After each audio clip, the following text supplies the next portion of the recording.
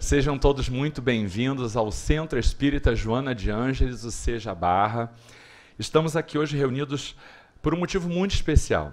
Nós vamos fazer hoje um lançamento especial também, porque fizemos o pré-lançamento do nosso congresso, que aconteceu há poucos dias, mas hoje é o dia do lançamento especial do livro Reconstruindo Emoções, de autoria da Nice da Silveira, psiquiatra, autora espiritual, e a psicografia foi exatamente feita pela presidente da nossa casa querida, Iracy Campos Noronha.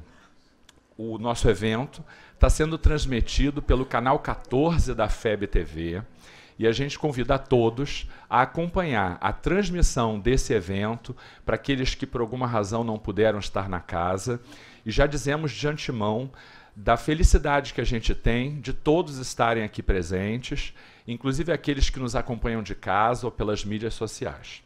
Falando nisso, a gente quer aproveitar para convidar a todos vocês a conhecerem esse trabalho que fazemos pelas mídias, seja pelo Facebook, pelo Instagram, o nosso site, todo o conteúdo que o Seja Barra produz em palestras, em cursos, eventos, na cobertura de tudo aquilo que acontece de mais importante do movimento espírita, vai também para o nosso canal do YouTube, o canal do Seja Barra. Então, a gente pede a vocês que compartilhem com seus amigos, que marquem as pessoas de quem você gosta, para que todo mundo possa acompanhar o que o Seja está produzindo de tão importante, de tão interessante. Estamos também com a Rádio Fraternidade, que está fazendo a transmissão ao vivo. Ficamos muito felizes com a colaboração de todos. E a gente vai começar agradecendo a presença de alguns amigos. Porque, como dissemos, todos são muito bem-vindos, estamos felizes com a presença de todos vocês. Mas, especialmente, queríamos mencionar aqui a presença do amigo Walter Alves Pereira, que é presidente do Centro Regeneração, seja muito bem-vindo. Américo Domingos, que é fundador da AME Rio, também está prestigiando o Seja Barra com a sua presença. Os amigos de sempre, parceiros Iracema e Tupinambá Couto, da Livraria Espírita Joana de Ângeles, figuras que também não poderiam faltar. Que bom que vocês vieram.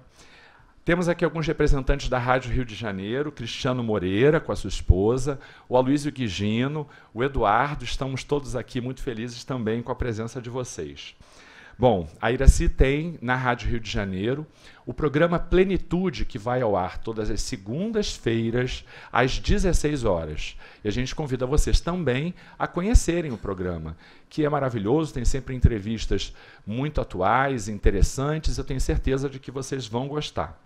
Bom, Wilson Vasconcelos, presidente do Lar Frei Luiz também, mais uma vez com a sua parceria de sempre, a gente está muito feliz com a sua presença, Wilson. Luiz Mar Lima, repórter e fotógrafo do Correio Espírita, parceria de sempre, figura carimbada dos eventos. José Henrique Rubim, presidente da AME Friburgo, deve estar chegando. José Henrique Rubim, já falei, né? Estou repetindo, acredita? Luiz Neto, representante do jornal Folha do Bosque. Vilma Matoso Paiva, representante do ICAD, Instituto da Casa de Adriana, no Recreio. E, para fechar a lista, Jailton Pinheiro, representante da web rádio espiritismo.net. E a todos os outros que estão aqui acompanhando o evento. Muito obrigado. Bom, para vocês entenderem como é que vai acontecer, nós temos uma tarde e noite muito agradável que vai começar com um bate-papo da Iracy com dois trabalhadores da casa, Cristiane Niero e Luiz Mário Duarte. Bom, a gente vai ter um bate-papo leve, tranquilo, sem roteiro, para que a gente possa entender como é que aconteceu essa psicografia, de que fala o livro, como é que foram as experiências da Iracy nesse processo. Então, vai ser uma conversa, um bate-papo bastante leve, divertido, para que a gente possa conhecer um pouquinho mais sobre o livro. Bom, A Nise tem um trabalho fabuloso de auxílio, de revolução na psiquiatria, mas muitos talvez não conheçam por conta de especificidades que o trabalho da psiquiatria exige de quem busca essa formação. Bom, a gente conhece o papel revolucionário dessa trabalhadora incansável, dessa mulher de coragem, dessa nordestina de fibra. Mas vocês perceberam que a gente não tem um material armazenado, produzido dela de qualidade. A gente não tem, e a história, digamos, dessa brava mulher acabará se perdendo se a gente não conhecer um pouquinho mais sobre a sua vida. E é isso que a gente vai rapidinho agora fazer, na medida em que ela própria era sempre muito tímida, se apequenava com muita frequência, como dizem alguns, e por conta disso a gente provavelmente não tem muita coisa registrada em vídeo, salvo a sua importante bibliografia e coisas que foram esparsamente recolhidas a partir da sua produção. O livro que a Iracy psicografou trata de questões, vamos dizer, complexas, como, por exemplo, dor emocional, egoísmo, ansiedade, personalidades controladoras e diversas outras coisas que são difíceis de serem enfrentadas do ponto de vista acadêmico. Mas por que a gente também fez questão de mostrar o vídeo da Nise? Perceberam a simplicidade que ela é? A pessoa simples, como ela se comportava, a maneira como ela se dirige aos outros, a simplicidade do seu próprio trabalho.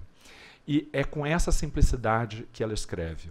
O livro é de leitura muitíssimo agradável, muito acessível, mas ao mesmo tempo de enorme profundidade. E trata de questões que são muito nossas.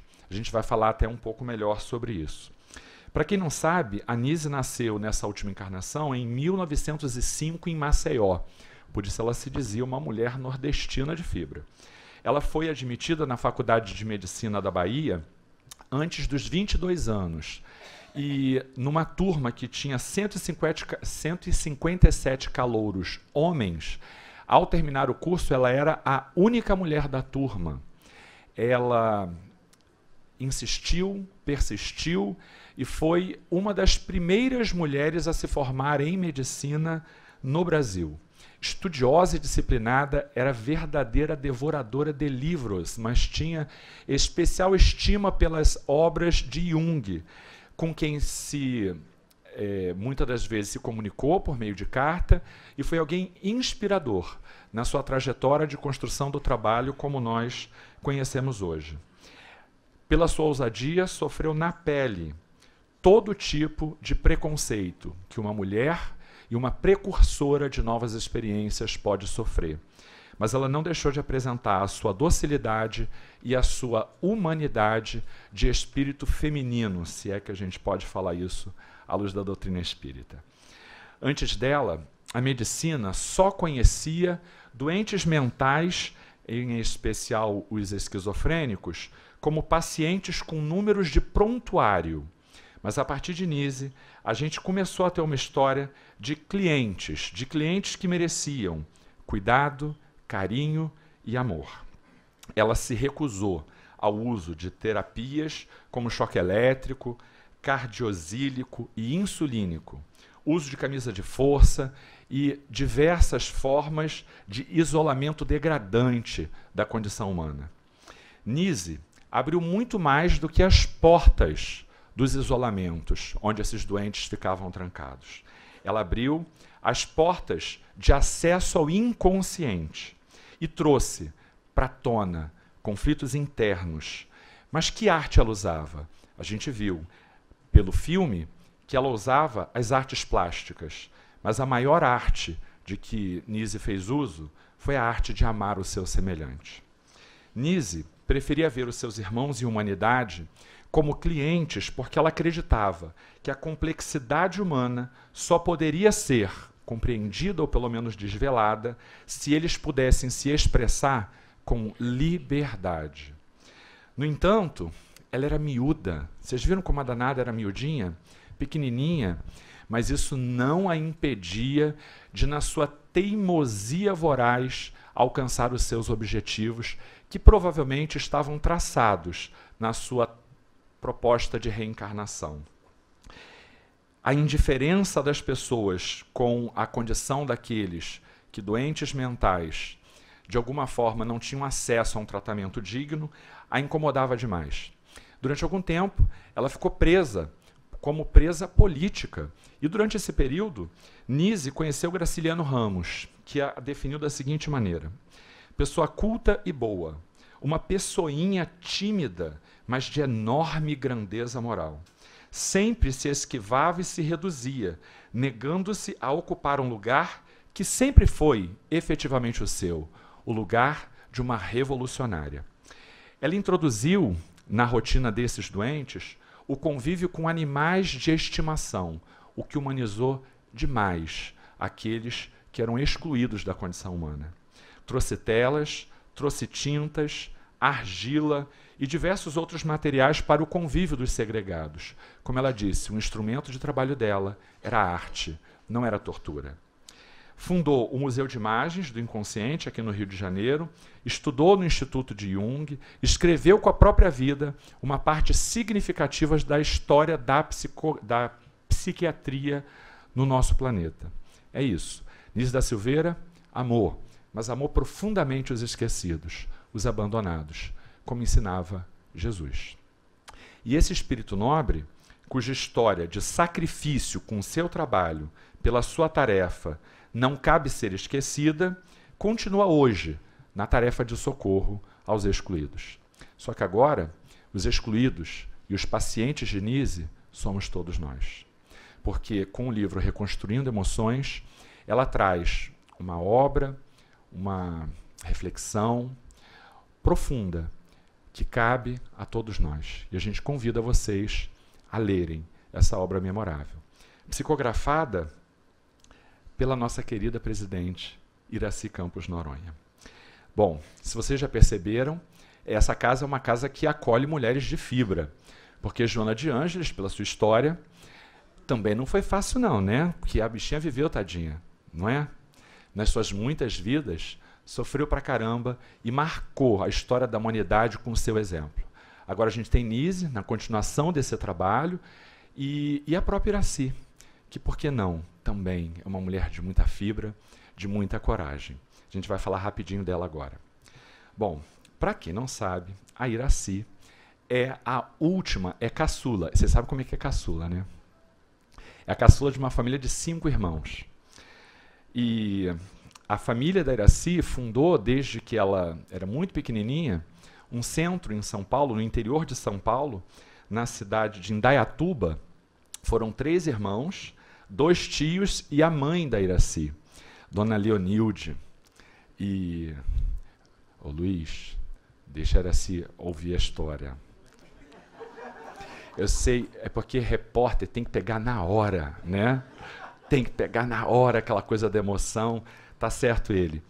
Mas Dona Leonilde, né, Iracy, começou um trabalho belíssimo com o Centro Espírita, que tem as suas portas abertas até hoje. E esse centro, que foi fundado pela família da Iracy, proporcionou para a vida dela momentos muito especiais, porque desde que ela nasceu, ela convive com uma realidade de trabalho na Casa Espírita. Com 15 dias, já estava a Dona Leonilde no trabalho de mesa mediúnica e o carrinho ali do lado. Tinha um bebezinho pequenininho, né? Já acompanhando os trabalhos de mesa mediúnica. E esta é a realidade de crescimento da Iracy, que conhece a doutrina espírita não pela teoria dos livros, mas pela experimentação da realidade de socorro, de estudo e de assistência social.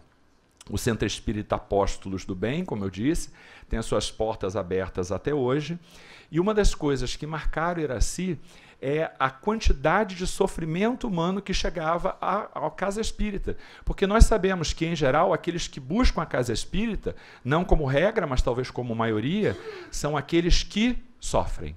E o sofrimento humano era algo que incomodava essa pequena trabalhadora que, por volta ali dos 15 anos, já trabalhava como evangelizadora, ensinando o Livro dos Espíritos. Bom, A família sentia que não tinha mais espaço naquela casa, naquele centro espírita, e a gente sabe bem o que é não ter mais espaço numa casa espírita, graças a Deus. A gente tem tido novidades aí de que as casas espíritas hoje já recebem mais doentes que os próprios hospitais. Então, a família, numa tentativa de acolher aqueles que sofrem, adquiriu um prédio, alugou, esse detalhe eu perdi. Mas, enfim, conseguiram um outro prédio, que era uma antiga igreja, onde seria aberto um novo centro de extensão do primeiro. Agora esse Centro Espírita Padre Zebedeu Kaufmann. Bom, o que vocês não sabem, porque eu acho que a maioria não sabe, é que Iraci resolveu ser freira. Vocês sabiam disso? Podia contar, Iraci. Contei. E aí, quando a Iraci resolve ser freira e leva essa notícia para sua mãe, dirigente de casa espírita, surpreendentemente, ela não se incomoda com isso, por uma simples razão. O espírita, como bom espírita, e assim o era a dona Leonilde, não tinha qualquer forma de preconceito com manifestação religiosa. Então, quer ser freira, Iraci? Vai. Tá? E a Iraci começa a entrar em contato com a Madre Superiora de uma instituição religiosa próximo da cidade de onde ela nasceu, e ela, 3 semanas antes de ir para o convento, ela tem a sua primeira clarividência ostensiva. E ela vê uma freirinha que não era exatamente uma visão assim das mais agradáveis. O povo que quer ter clarividência, cuidado com o que pede a Deus, né? Porque, pelo que Iraci narra, não foi uma visão mediúnica assim das mais agradáveis. Depois ela aqui em cima, vocês podem perguntar como é que era. Mas o que se fala é que a danadinha não era assim, portadora de grande beleza, sabe? E Iraci entrou num processo de pânico muito grande. E em virtude do medo que aquela presença espiritual trazia, ela foi buscar a sua mãe, porque assim, a gente quer ser freira, mas na hora que a coisa aperta, a gente vai à casa espírita e diz assim, mãe, o que está acontecendo? E aí ela esclareceu para Iraci que havia um processo obsessivo que seria trabalhado. Como foi? Fato é que, depois disso tudo, Iraci desiste de ser freira e assume, em definitivo, a sua trajetória junto à doutrina espírita. Bom, a Iraci começa, a partir disso, a trabalhar, quando vem para o Rio, em diversas casas espíritas por onde passou, e um fato que muda definitivamente a sua vida é quando ela encontra, num evento, Divaldo Pereira Franco.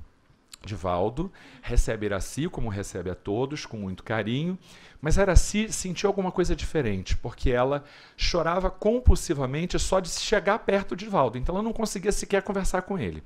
Até que quando ela chega perto dele, diz, Divaldo, por que eu me emociono tanto quando chego perto? E ele, pela primeira vez, num contato, né, diante dela, físico, digamos, ele revela que, na verdade, não era um encontro, mas um reencontro de almas afins que já viveram diversas histórias ao longo das suas existências. Bom, um pouco mais adiante, Divaldo diz para Iraci, num outro evento, que vai ter provavelmente uma mensagem para ela. E Iraci fica pensando que é algum desencarnado, alguém das suas afinidades, quem vai trazer uma mensagem para ela, mas não era. Era Joana de Ângeles quem trazia o pedido de que fosse aberto, abertas as portas do Centro Espírita Joana de Ângeles. O que aconteceu numa pequena salinha aqui perto. E aí, tanto quanto aconteceu lá em São Paulo, as coisas vão se avolumando, os necessitados vão chegando, e a salinha não deu, foi alugada mais uma, mais outra, e quando o prédio todo já estava quase sendo tomado, né, e as coisas eram meio compartimentadas, porque tinha aqui nesse andar, lá no outro andar, vocês imaginam que não era muito prático aquilo, né? Então, houve a orientação de buscar a futura e definitiva sede própria hoje do Centro Espírita Joana de Ângeles, o que aconteceu nesse espaço que nos abriga nesse momento. Bom, vamos dizer que, pelo que a gente conhece da Iraci, é preciso muita coragem para alguém, a partir de uma orientação espiritual, abrir uma casa desse tamanho, comprar um terreno, um local privilegiado, né, de um local valorizado como esse, sem que nenhuma estrutura prática tivesse resolvida. A gente fica imaginando que é como se a gente, diante de um abismo, o espírito dissesse, Joana, Iraci, segue. E a pessoa bota o pé. Mas sabe quando o tijolinho só é colocado no ângulo exato quando você encosta o pé? Porque antes disso, é pura fé. Ter a coragem de realizar uma obra social, como é o caso da obra social Mãos Unidas, ter uma casa, como a gente tem com estrutura hoje, a quantidade de médiuns, a quantidade de tudo que se faz de assistência aos sofredores, com tudo aquilo que uma casa espírita séria precisa ter, isso é tarefa de alguém que tem a coragem de Iraci Campos Noronha, que é para cada um de nós uma mãe, alguém que a gente confia em plenitude. Por falar em plenitude, Iraci, vamos bater papo. Vamos? Então vem você, Cris e Luiz Mário. Sejam bem-vindos.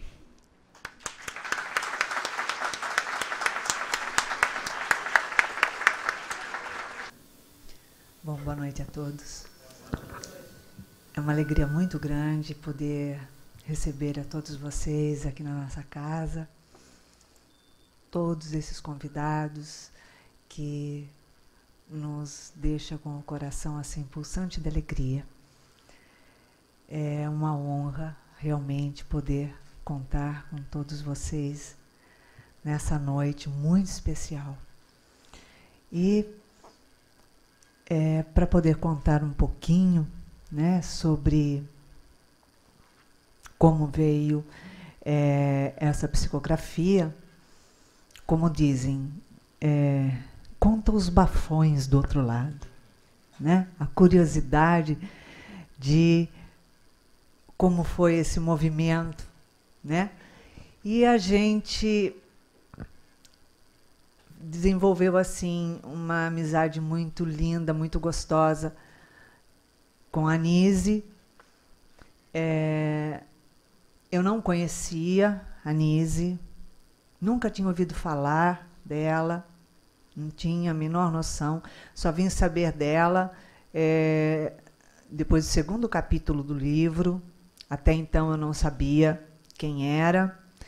E a história foi que, quando comecei a psicografar, eu comecei a conversar com Divaldo, porque eu não sabia quem era, né? Vinham sempre 3 espíritos conversar comigo, e eu conversava ali com eles dessa obra que sugeria, e nós começamos esse trabalho, e a gente sempre perguntando pro Divaldo como seria, né? Porque eu não sabia exatamente quem seria que iria psicografar, e eu perguntava a ele, né, se eu deveria levar à frente esse trabalho, e ele sempre me incentivando, e eu conversando com ele nas reuniões que a gente fazia, sempre muito bate-papo, tudo, e ele sempre incentivando muito a continuar esse trabalho. Uma coisa que se deu foi numa dessas proximidades, eu enxergava sempre um palmo acima do tornozelo, né? Um palmo acima, quer dizer, para baixo, né? Do tornozelo. Eu via sempre os sapatos que entravam naquela sala para psicografar. E eu já tinha acostumado, eu já via sempre aqueles pés, o sapato conhecia. E acompanhado dos outros 2 espíritos. E numa madrugada, né, o horário de psicografar começava sempre 4 horas da manhã. Quando eram 3:10, eu já estava lá sentada, porque era o horário que eu era acordada toda manhã. E aí, quando eu estava psicografando, já no segundo capítulo, entrou uma senhora, né, miúda, magrinha, com o cabelo virado assim, que me chamou a atenção, com o cabelo viradinho assim para dentro. Me chamou a atenção porque era o cabelo igual uma foto que a mamãe tinha quando era mais jovem, que tinha aquele cabelinho virado para dentro, né? A única foto que eu tinha, que eu conhecia da minha mãe, de jovem. E aí marcou, chamou atenção, mas eu não sabia quem era. E aí ela falou assim, que ela ia dar continuidade a um trabalho que nós estávamos fazendo juntas há algum tempo, e que esse trabalho seria um livro que iria falar sobre a psiquiatria, a psicologia e a saúde mental. Eu falei, tudo bem, né, que ela era uma médica e que nós falaríamos sobre isso. E eu falei, ótimo, né? Falei, vamos então, estou à sua disposição. Então eu entendi que ela iria fazer todo o trabalho do livro. Então, se ia dar continuidade, era ela que estava realmente, literalmente, fazendo, né, o trabalho da psicografia ali. E então eu fui olhar os pés dela, porque o sapato eu já conhecia. Aí eu peguei, virei, né, assim, para olhar do lado da mesa, para ver o sapato dela. E aí, quando eu olhei, daquela parte para baixo da perna não tinha os pés. Me deu uma frustração, porque a única parte que faltava era do sapato. Aí eu olhei assim, eu fiquei tão sem graça, tão sem graça. Aí eu olhei para ela, ela olhou, sorriu, eu fiquei assim desconcertada, né, naquele momento. E aí eu falei assim para ela, eu não sabia o que falar, fiquei perdida, né? Eu falei assim, a senhora é muito bonita, né? Porque, tipo assim, eu dei uma medida nela da cabeça aos pés. Quando chegou nos pés, eu fiz aquela cara de batata, né? Então, aí eu falei, a senhora é muito bonita. Aí ela falou assim para mim, exatamente isso que você vê não é exatamente o que é. Eu não entendi por quê. E ficou. E um dia, eu vindo de carona com a minha filha aqui para o Seja, para os trabalhos da casa, e contando para ela, fazendo um comentário que tinha muito o movimento que estava, né? Ela falou, e aí, como é que está, né, o seu trabalho? E aí eu falando para ela, falei, puxa vida, tem que levantar muito cedo, e aí eu vou dormir muito tarde, eu acabo dormindo pouco, e acabo dormindo 2, 3 horas, 4 horas, é pouco tempo, porque eu vou dormir tarde demais.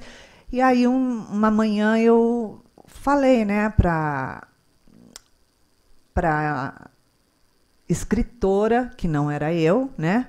Eu sou telefone. E aí eu falei para ela, eu falei assim, olha, tá difícil, né? Porque eu estou levantando muito cedo e indo dormir tarde, tá difícil. A gente não poderia, assim, escrever um pouquinho mais tarde, né? Não precisava ser 4 horas da manhã também, né? E a resposta dela foi sutil, direta, amorosa. Ela falou, olha, o seu horário de levantar pertence a nós. Mas o seu horário de ir dormir é problema seu. Então, toda noite, quando estava aqui no Seja, eu já via que estava dando ali 9h30, 10 horas, eu já começava assim, preciso ir embora, preciso dormir. Estava saindo que nem maluca aqui, porque eu sabia que eu tinha que dormir. Porque, de qualquer jeito, 3:10 eu estava em pé, né? E eu olhava sempre correndo no relógio, porque eu tinha esperança que o horário que eu acordava, eu já acordava acesa, né? Que ela perdesse hora. Mas ele não perdeu hora um dia, 1 minuto. Eu acordava acesa, elétrica, já sentando na cama, assim, né? E assim foi durante a psicografia do livro inteiro, 3 meses, 4 meses, direto.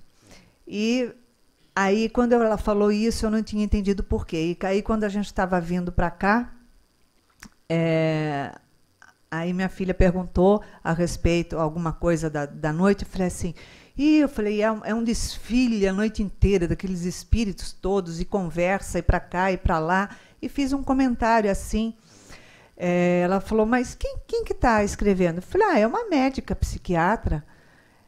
Aí ela falou, médica, psiquiatra? Ela falou, quem que é? Eu falei, não sei. Eu não perguntei, porque eu já levei tanto fora de espírito que eu não pergunto o nome. Né? Então, você pergunta. Às vezes a resposta é assim, que diferença faz? Aí eu fico quieta. Uma vez, uma psicografia, o nome do espírito era Gabriel, e eu perguntei assim, Gabriel do quê? Aí ele olhou para mim e falou assim, André Luiz do quê? Aí eu fiquei quieta. Ele fez a comparação do André Luiz. Alguém perguntou sobre o nome do André Luiz até hoje? Chico acho que perguntou? Não. Né? Então ficou... Então eu não pergunto, fico quieta. É para ir? É. O dia que quiser identificar, identifica. E eu fiquei quieta, e aí ela perguntou. Aí ela virou e falou assim, não é Nise, mãe? Falei, não sei. Que diferença faz? Falei, não conheço. Aí eu falei assim, eu só sei que tem o cabelo igual a uma foto da sua avó, que era viradinha assim para dentro. Aí ela pegou o telefone, falou assim, dá aqui meu telefone. Pegou uma foto e falou assim, você conhece essa pessoa, mãe? Eu falei, sim, ela está toda noite comigo lá no quarto. A gente está sempre escrevendo junto, ela que escreve comigo.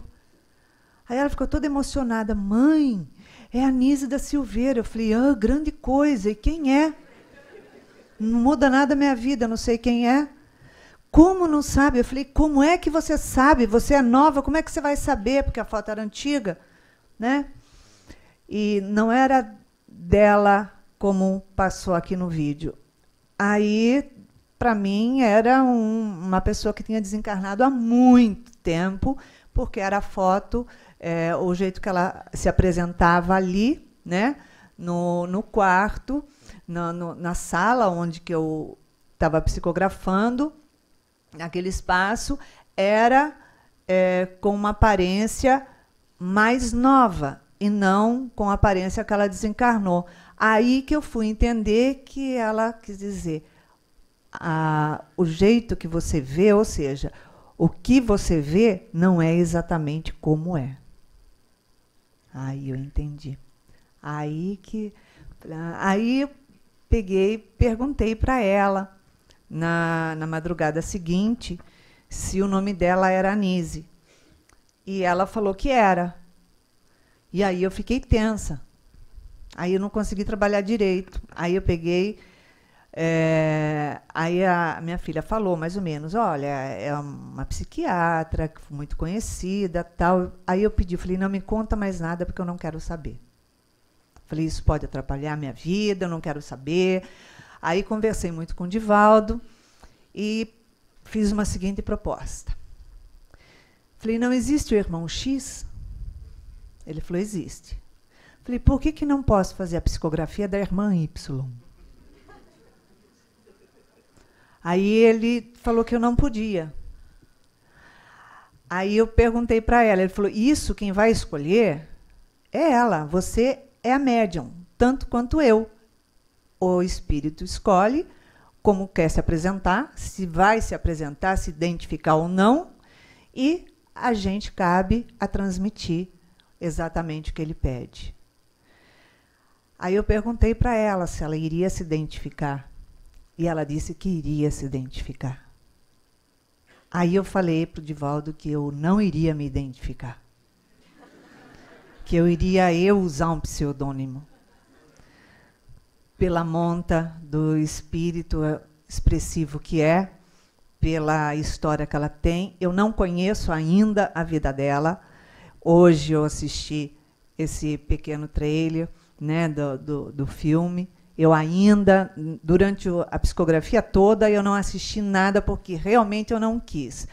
E a própria direção da casa, as meninas da diretoria conhecem, a Séries é médica, o marido dela é médico também, e eles conhecem a vida dela, ela teve aula com ela, e eu só pedia, não me conte nada, que eu não quero saber, para que isso não interferisse. E a gente fez uma amizade muito gostosa, porque ela é extremamente doce. Mas a mesma doçura que ela tem, é o mesmo tanto da firmeza que ela tem. É isso que eu conheço dela. E depois que acabou a psicografia do livro, eu não tive tempo de ver. Então, hoje foi esse trailerzinho que eu vi. E realmente, assim, um espírito encantador. Não tenho conhecimento para escrever o que está nesse livro, né? Eu não tenho formação universitária, então esse livro passou pelas mãos do Dr. Luiz Mário Duarte, que é psiquiatra e neurologista. Ele fez toda a revisão médica como técnico. Foi feito também toda a revisão da área da psicologia. O Sérgio Lopes também é psiquiatra, também fez a revisão do livro. Quer dizer, foi assim impecável, não tinha nada para mexer ali. Inclusive, até a Luiz Mário comentou, né, que a conversa dela, o que ela coloca ali é bem atual, né? Que ainda bem, né? Porque se ela colocasse da época dela, eu não ia poder fazer nada. Então, ainda bem que ela é bem moderna, bem à frente do tempo dela, tanto quanto Joana de Ângeles. E Divaldo insistiu, aí eu tinha desistido de publicar esse livro, eu não quis publicar o livro, devido a ela ser uma pessoa tão conhecida, tão importante, ter feito um trabalho tão belo como algumas pessoas às vezes vêm e abordam sobre isso.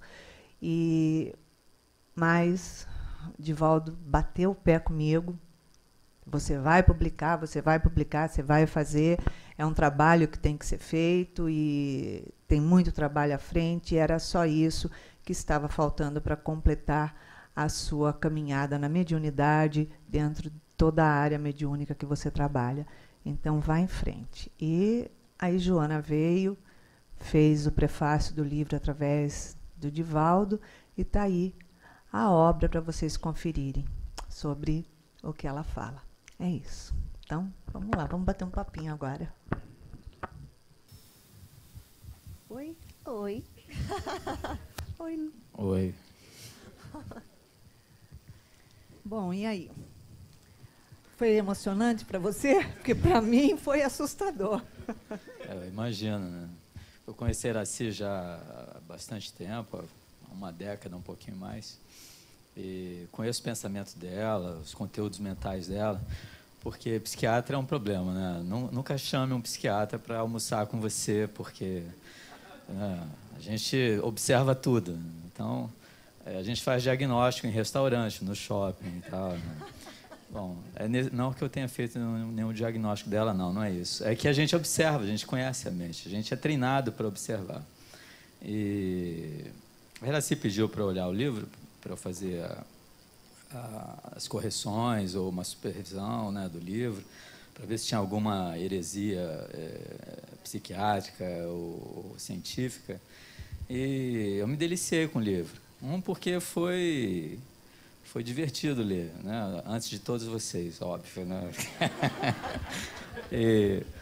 e eu me surpreendi, porque os conceitos que existem no livro não estão ao alcance, né, do preparo intelectual não que ela não tenha a capacidade ou a inteligência para dominar esses conceitos, mas Iracy nunca se dedicou a estudar a mente humana, né, ou se aprofundar nos conceitos das neurociências, e ali havia conceitos muito profundos e complexos, extremamente complexos, e obviamente que necessariamente tinha que haver uma interferência, né, de uma outra mente sobre a mente e o cérebro dela. E o livro é muito divertido, o livro é bom, não é leve, é o estilo da doutora Nise, é direta, né? Você vê, ela é firme nas posições dela, ela é clara, ela é direta, E sempre no final, né, dos capítulos, né, ela tem exercícios espirituais. Quer dizer, você tem uma parte teórica ali em cada capítulo, e depois ela propõe uma prática, onde você pode ter acesso à sua mente, e acessando o seu psiquismo, você pode, com esses exercícios, assim como ela exercitava os seus pacientes com as artes plásticas, ela agora exercita cada um com essa introspecção. Então, são exercícios poderosos, né, que ela traz do mundo espiritual, obviamente. São exercícios que a gente encontra em escolas espiritualistas muito avançadas. Não são difíceis de fazer, muito pelo contrário, né, a gente só precisa se dedicar. E a gente vê a doutora Nise, né, de novo, atuando sobre a mente humana. A impressão que eu tenho é que, se cada um de vocês ler o livro e começar a praticar os exercícios, vocês vão ter uma psiquiatra, uma personal psychiatry, sua casa, para ajudar vocês a alcançar os objetivos propostos, né? Porque o mundo espiritual, eu acredito que seja muito dedicado a essa visão. Eu sempre entendo que eu tenho uma visão assim do espiritismo, né? O início do espiritismo são os homens se debruçando e olhando para o mundo espiritual.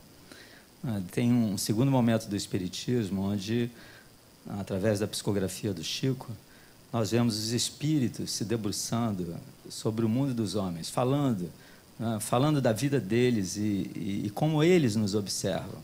Então, são duas óticas diferentes, né, em dois polos diferentes. Nós olhando para lá e eles, num segundo momento, olhando para cá.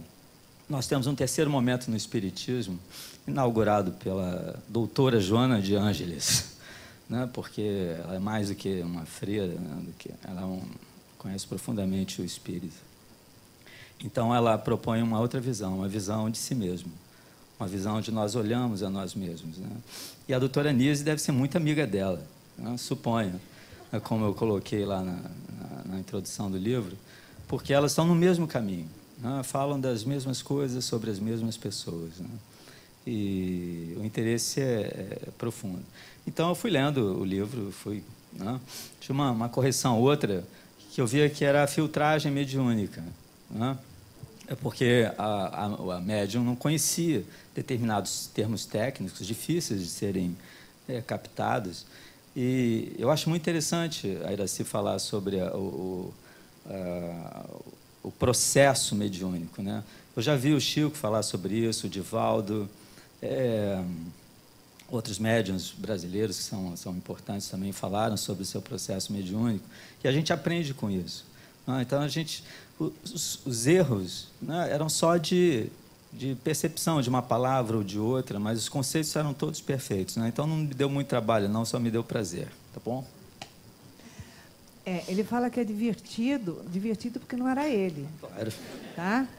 Assim, eu estou procurando um psiquiatra falando que um livro é divertido, falando de dor emocional, falando de, né?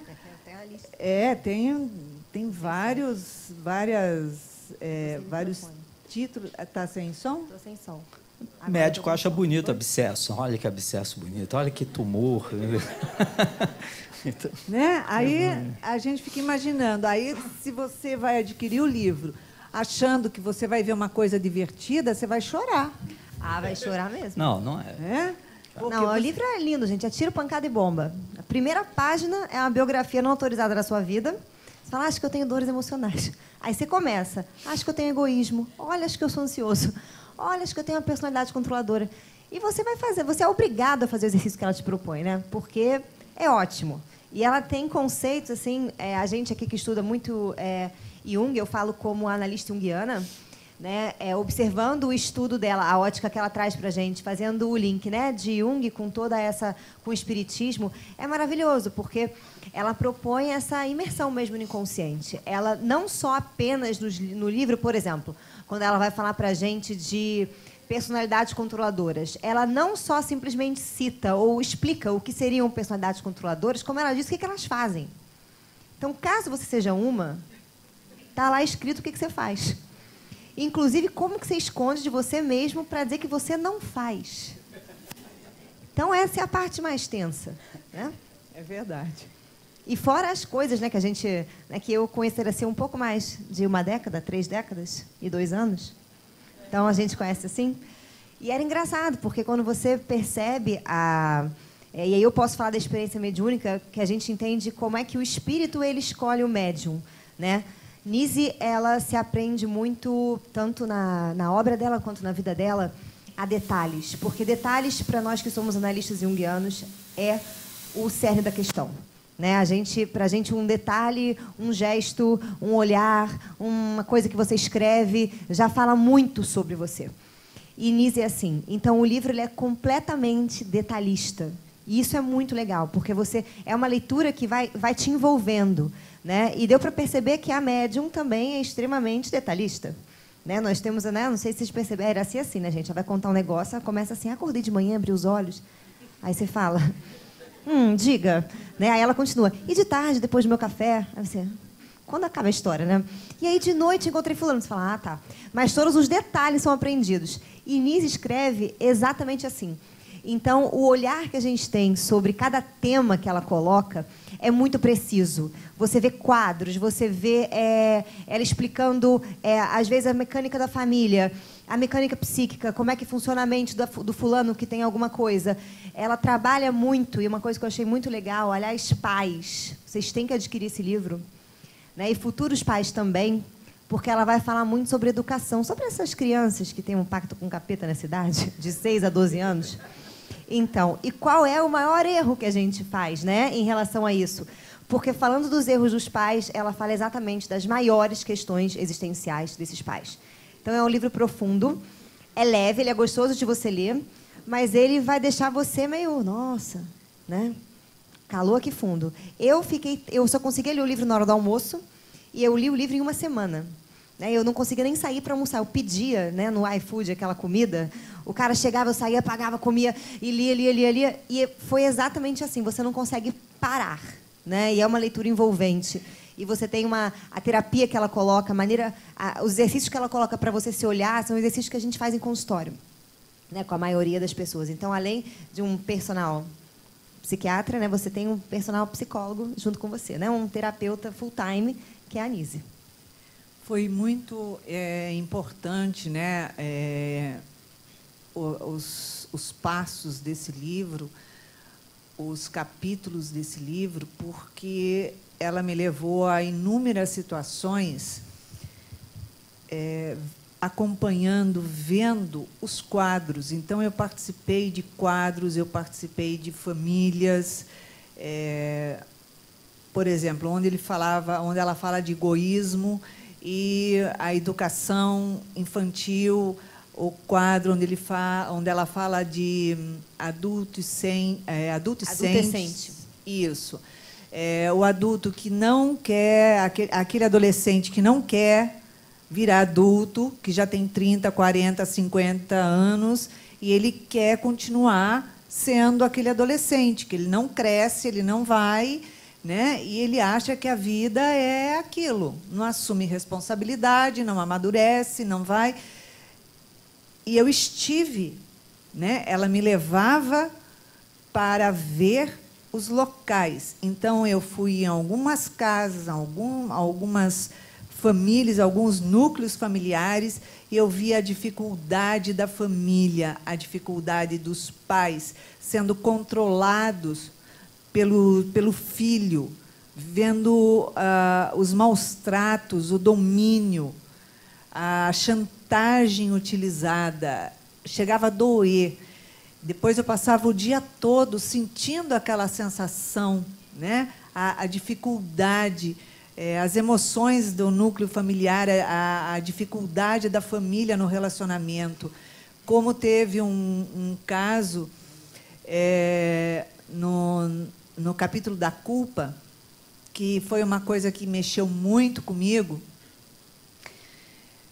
Eu estava acompanhando uma senhora que ela sente uma culpa muito grande. A culpa dela é desesperadora, pelo motivo de que a família tinha marcado uma viagem, iam fazer uma viagem de avião, não lembro, não sei para onde que iam, e foi no acidente que teve em São Paulo, da TAM. E a família ia viajar junto. E a pessoa foi ao escritório buscar um documento porque esqueceu. Ela não precisava ter ido até o escritório pegar aquele documento que ela tinha esquecido lá. Mas ela resolveu ir, passar ao escritório antes para pegar o documento. E, devido a ela ter passado para pegar o documento no escritório, ela perdeu o voo. A família foi e todos morreram no acidente. Ela foi a única sobrevivente. E a culpa dela é desesperadora por ter sobrevivido. A família morreu e ela não. Então, ela não se cabe de culpa por ter sobrevivido ao acidente. Então, a Nise me levou nesse local, me levou ver ela, a culpa que ela carrega, o desespero dela, como ela vive fechada dentro da casa, a depressão, o estado que ela vive pela culpa de não ter morrido junto com a família. Então, a gente vai vendo os processos que a pessoa passa na sua insanidade, dos seus conflitos, né? Da sua dificuldade de trabalhar as emoções. Então, aí a gente aprende por que o reconstruir as emoções. Como é que a gente trabalha as nossas dores? Como é que a gente trabalha as dificuldades cotidianas da nossa vida, ou as nossas dificuldades, para a gente poder superar os desafios da vida da gente? Então, a Nise vem ensinando esses passos, vem ensinando a gente compreender, né, as nossas emoções, as nossas dificuldades, e ela ensina também que essas emoções que a gente muitas vezes tem dificuldade de superar, elas nos adoecem. São as nossas próprias emoções que nos adoecem. Não é o outro que adoece a gente. Nós temos inúmeros cânceres na nossa vida. Não é somente aquilo que a gente chama de câncer, mas nós temos inúmeros cânceres durante toda a nossa vida e nós nem sabemos, muitas vezes, que os temos. E aí nós não nos curamos porque temos dificuldades de trabalhar essas tais emoções. É uma coisa muito legal que a Nise faz, gente, é porque isso que ela se contou da culpa, só no capítulo da culpa, por exemplo, que é se eu não me engano, é o penúltimo capítulo do livro, ela vai explicar, ela vai fazer com que nós possamos regredir a nossa infância, regredir as nossas vivências passadas na adolescência, na educação com os pais, nas crenças e nos valores que nós temos e resgatar a nossa própria culpa, porque todos nós que, de alguma maneira, não estamos plenos, sofremos de alguma questão. Ela trabalha muito a agressividade que é castrada. A gente vive hoje numa sociedade onde, né, o ocidental ele fez muito isso. Ele trabalhou muito a agressividade num extremo, com muita guerra, muita matança, e agora a gente entra na fase de achar que a agressividade não é o caminho. Então, a gente castra a agressividade. E ela vai falar da fúria oculta, ela vai falar da agressividade descontrolada, ela vai falar o que nós fazemos conosco quando a gente não sabe trabalhar a agressividade, quando a gente não sabe o que fazer com a raiva, quando a gente não sabe o que fazer com a agressividade. Não adianta castrar, não adianta você fingir que você não tem. Você tem que saber conversar com ela, você tem que saber trabalhar ela. Assim como a ansiedade, né? E no capítulo da ansiedade, inclusive, ela vai falar sobre os 3 níveis que existem de ansiedade, né? E quais são todas as doenças, né, psiquiátricas. Aí eu vou passar a bola para o Luiz Mário, né, para ele falar um pouquinho para a gente, que saem um pouco que derivam da ansiedade. E muitos de nós temos e não sabemos. Né, Luiz? Pode falar da ansiedade. Conta pra gente um pouco, é bom, porque ela vai citar o TDAH, que a gente acha que quando o nosso filho tem problema, ele tem TDAH. Tem DDA, né, que é déficit de atenção, hiperatividade, tem um monte de transtornos, que eu acho que é legal até o Luiz dar uma salpicada pra gente, porque é uma coisa bem interessante que tem no livro. É interessante porque a doutora Nise, a trajetória psiquiátrica dela é ligada à psicodinâmica, é ligada à psicanálise.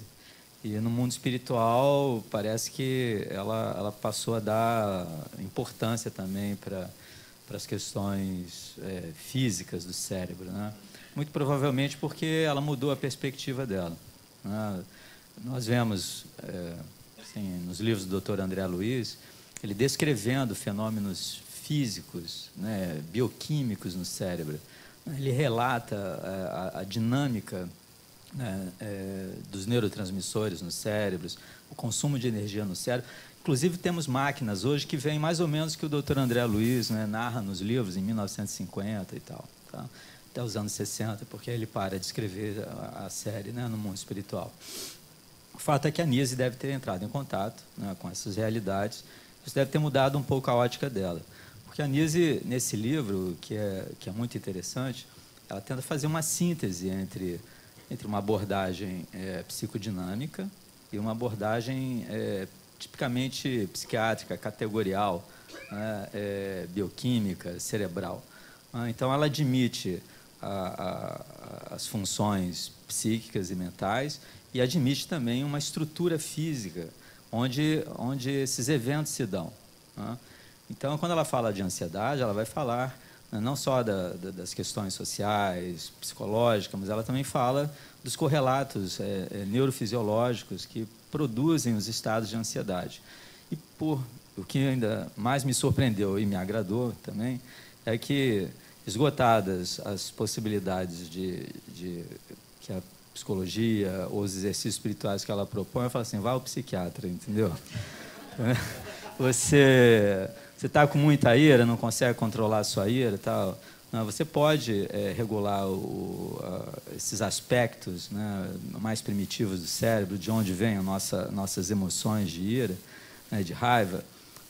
É um recurso, que é melhor isso do que você agredir uma pessoa, ou você perder um casamento, ou ter um problema com o filho. Mas a psiquiatria, ela é categorial nesse sentido aqui, né? Então, a gente faz um diagnóstico de ansiedade, né, existe toda uma estrutura para se observar isso, né? Existem vários tipos de ansiedade, não existe só uma ansiedade, né? Psicodinamicamente, a ansiedade vai ser vista de uma maneira específica, né, que a Cris pode falar melhor. Mas, do ponto de vista médico, nós vemos todas as alterações que acontecem no cérebro e no corpo quando um indivíduo tem um diagnóstico de ansiedade. Ansiedade todo mundo tem, ela é maravilhosa porque ela faz você sobreviver. O problema é quando você fica disfuncional. Quando a sua ansiedade, quando você liga e não desliga mais a ansiedade. Ela já cumpriu o papel dela para ajudar você a sobreviver diante de um desafio qualquer da existência e você não desliga. Imaginem uma zebra, um bando de zebras sendo cercadas ou atacadas por leões. Elas fogem, uma é abatida. Elas ficaram estressadas, elas ficaram ansiosas. Mas daqui a pouco, enquanto uma amiga do bando é devorada, as outras zebras voltam para pastar ali perto, enquanto o jantar está servido aos leões. Ou elas não amam a zebra que foi abatida, obviamente era a pior zebra do bando, né? Ou, né? Mas você não vê zebras com um transtorno de estresse pós-traumático. Já ouviram falar disso? Não. Então, mas nós humanos, que temos uma metacognição, uma compreensão dos nossos próprios estados internos, nós podemos ficar disfuncionais diante de situações que outras pessoas não ficam. Aí você tem que procurar a doutora Nise da Silveira, na psicografia da Iraci. Se não der certo o exercício, procura a Cris. Se não der certo, bate lá. Né? Mas você tem que...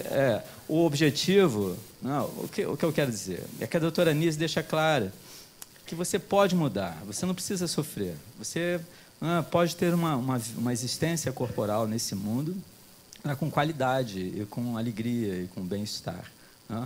É isso.